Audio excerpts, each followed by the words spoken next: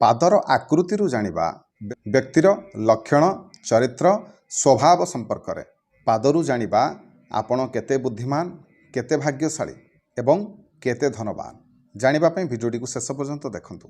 नमस्कार, मु मनोज दास स्वागत आपण मानकु आजिकार ए भिडियो रे। ज्योतिष शास्त्र अनुसार आपण माने पादरु बहुत किछि कथा जानि परिबे। पाद देखिकी बहुत किछि कथा आपण माने जानि परिबे।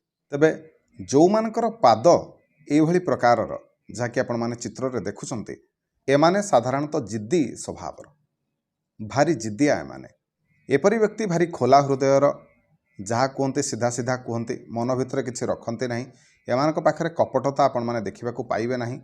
एमाने भारी बुद्धिमान कहवाकू गले एमाने भल पाठ पढ़ती एमानकर चिंता समस्तଙ୍କ ठारू उन्नत एवं समस्तଙ୍କ ठारू भिन्न। एमाने धनी ही थांती आउ विचार रे मध्य अति उच्च होई थांती। तेबे एमानक पाखरे आलस्य भरपूर मात्रा देखा जाए। एमानक जदि गोटे काम दिया जीवो आजि करिवि काली करिवि कहि कहि माने कामटी को प्रथमे टाळिबा को चेष्टा करती किंतु थरे कामटी को हाथ को नेले थरे आरंभ कले शेष न करिबा पर्यंत एमाने से कामटी को छाड़ती नहीं। एमानकर अलस्यामी गुण जोगु एमाने जीवन में बहुत समय सफलता प्राप्ति करि पारंते नहीं। बहुत समय एमाने दुख भोग करती, बहुत समय एमाने असुविधारे पड़ती। एमानक जीवन में धैर्य आ गोटे है डिसिप्लिन प्रायतः कम देखा मिले।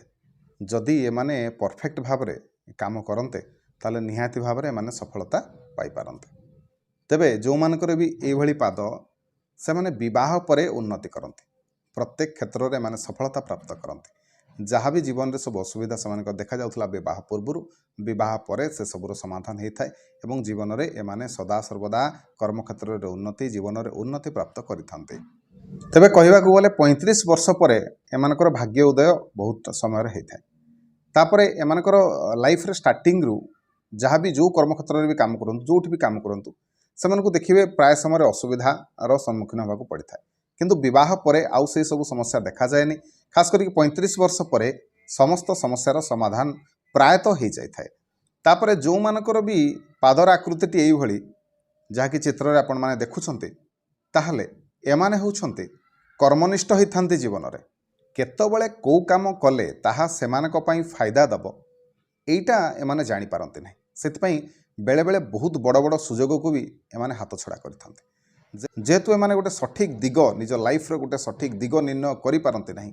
को पटे गले सेमानक पई भल हबो ता सेमाने जानि पारंते नहीं, निर्णय करि पारंते नहीं। तेणु एमाने बेले बेले बहुत समय असुविधारे पड़िथांते। आ जेतबेले एमाने बुझी विचारी कार्य करती भावी चिंती कार्य करती कौ दिगरे गले सेमानक पई लाभप्रद हबो ताहा विचार करी काम करती सेतबेले एमाने निहाती भाव में सफलतार शीर्ष को जाइथांते। एमानकु निहाती भाव में निजर परिश्रम अनुसार फल मिलता है किंतु परिश्रम करने पड़ो। एमानकु बेले बेले निजर कर्म उपर ही विश्वास रहेनी। जेहेतु निज कर्म उपर विश्वास रहेनी तेणु एमाने सफलता कम प्राप्त करती जीवन में। एमानक पाखरे मध्य टिके टिके आलस्यपण आपण माने देखिबाकू पाइबे। किंतु जदि एमाने से आलस्य को परित्याग करती से आलस्य को छाड़ी दियंती ताले निहाती भाव में एमानकर सफलता निश्चिंत। तबे एमानकर भाग्य उदय 30 वर्ष पर होता है।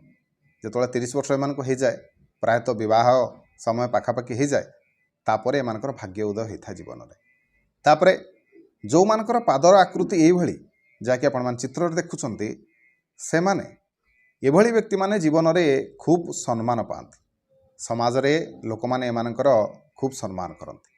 समाज रे मान प्रतिष्ठा पद पदवी लाभ हुए। एमानक जो भी कर्मक्षेत्र रे माने स्थानित होइथांती जोठी भी माने काम करिथांती सेठी निहाती भाव में समस्ते एमानकर सम्मान करती। आ यांको कथारे कोठी ना कोठी समस्ते परिचालित होती। एमानक भितर गोटे राजनेतार गुण थाए।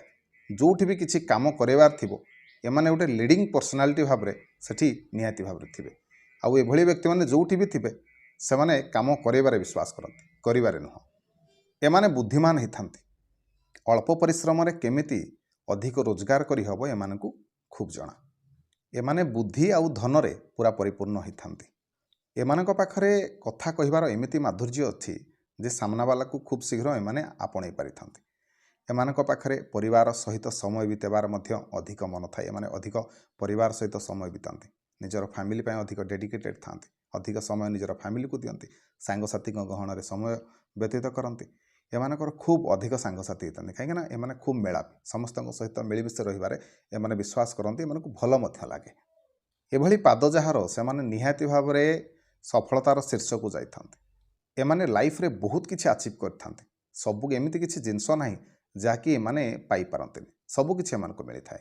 ଧନ ସମ୍ପତ୍ତି ଜୀବନର ସମସ୍ତ କ୍ଷେତ୍ରରେ ଏମାନଙ୍କୁ ସଫଳତା ମିଳିଥାଏ। ଏମାନେ ଭାରି ବୁଲିବା ପାଇଁ ପସନ୍ଦ କରନ୍ତି। ନିଜର କର୍ମ ଏବଂ ବୁଦ୍ଧି ଯୋଗୁଁ ଏମାନେ ସଦାସର୍ବଦା ସଫଳତା ପାଆନ୍ତି। ବେଳେବେଳେ ଏମାନେ ଅଯଥାରେ ବହୁତ ଗୁଡ଼ିଏ ଧନ ମଧ୍ୟ ଖର୍ଚ୍ଚ କରିଥାନ୍ତି।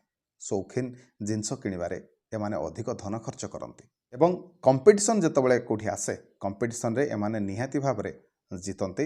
କମ୍ପିଟିସନ୍ରେ ଏମାନେ ନିହାତି ଭାବରେ ଉତ୍ତୀର୍ଣ୍ଣ ହୋଇଥାନ୍ତି। ତେବେ ଏ ଥିଲା ପାଦର ଆକୃତିରୁ ମଣିଷର ବ୍ୟକ୍ତିତ୍ୱ ଲକ୍ଷଣ ଏବଂ ସ୍ୱଭାବ ସମ୍ପର୍କରେ ଆପଣଙ୍କୁ କିଛିଟା ସୂଚନା। ଆଶା କରୁଛି ଆଜିକାର এই ଭିଡ଼ିଓଟି ଆପଣମାନଙ୍କୁ ନିଶ୍ଚୟ ଭଲ ଲାଗିଥିବ। ଯଦି ଭିଡ଼ିଓ ଭଲ ଲାଗିଥାଏ ତାହେଲେ ଭିଡ଼ିଓକୁ ଲାଇକ୍ କରିବେ, ସେୟାର କରିବେ, ଚ୍ୟାନେଲକୁ ସବସ୍କ୍ରାଇବ୍ କରିବେ। ରହିଲି, ଜୟ ଜଗନ୍ନାଥ।